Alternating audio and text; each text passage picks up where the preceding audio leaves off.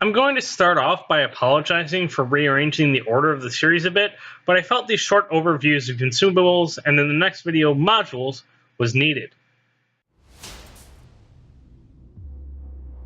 Starting off with consumables, well, there are many to choose from, but not every ship has them, and they can change quality from ship to ship. Every ship in the game has the damage control party consumable, which stops the effects of fires and flooding on your ship. Seriously, just take the upgraded one, but make sure you switch to credits cost. The shortened time between uses is absolutely worth it. Damage Repair Party is a consumable available to all battleships, some cruisers, and the Russian Tier 9 and 10 destroyers, Tashkent and Kavrovsk, as well as the Tier 8 Premium American Destroyer Kidd. This consumable repairs a portion of your health. Do note that for most types of damage, only 50% can be healed back. As with Damage Control Party, I highly recommend taking the premium version of this consumable.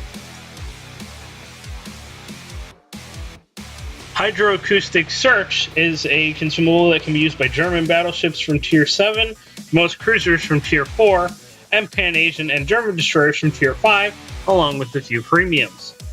This consumable increases your torpedo detection range, as well as the detection range of enemy ships if they are within smoke.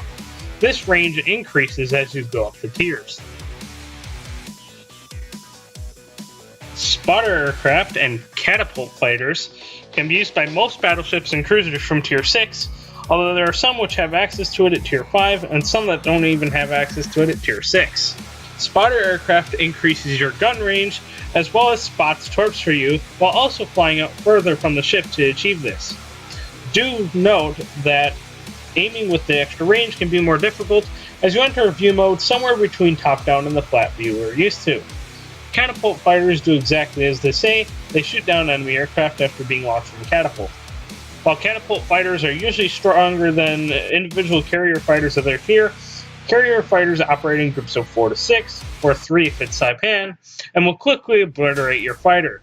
Still, it is nice to get an extra bit of help with AA, and they can help spot enemy ships in a pinch, although they fly a much tighter circle around the ship than the spotter. Smoke Generator is a self-explanatory consumable that creates a cloud of smoke around your ship, leaving it unable to be spotted by the enemy unless they're within a certain distance or using hydro or radar, which we'll get to later. No battleships have this consumable, while the British cruisers, the Russian premium cruiser Mikhail Kutuzov, which can no longer be purchased, and the American reward cruiser Flint, which is obtained by achieving rank 1 in 3 seasons of the ranked game mode, are the only cruisers to have this consumable. However, all destroyers in the game have this consumable, although some may swap it out for a different consumable. Note that the size and duration of this smoke screen varies from ship to ship and line to line. For example, British cruisers have a short-sized smoke screen, while German destroyers have a short duration. I highly recommend taking the premium version of this consumable, as with the Damage Control Party and Damage Repair Party. An extra smoke screen with a shorter reload rate is 100% worth the cost. Engine Boost is a consumable available to all destroyers and all French ships beginning at Tier 6 for cruisers and Tier 8 for battleships. This increases the ship's maximum speed by 8%, which can serve to get you out of sticky situations fast and or help you to get around faster. Torpedo Reload Booster, I don't have a picture of, as I don't have any of the ships that use it, but it is a consumable which after a short deployment time instantly reloads your torpedo tubes. It is currently available to only the Japanese destroyers from Tier 7 to 9, as well as the Pan-Asian Tier 6 cruiser Hwanghae, although it is not advisable to take it on the Hwanghae. However, for most of these ships, you must choose between the smoke generator and the torpedo reload booster. The only ships which carry them separately are the Akizuki, the Harugamo, and the Hadakazi, I think is the Tier 10? Yeah, so the Akizuki, that small branch of the Akizuki line, the Tier 8 through 10, is the only ones that can carry the torpedo reload booster separately. Lastly, we have probably the most controversial consumable in the game, radar.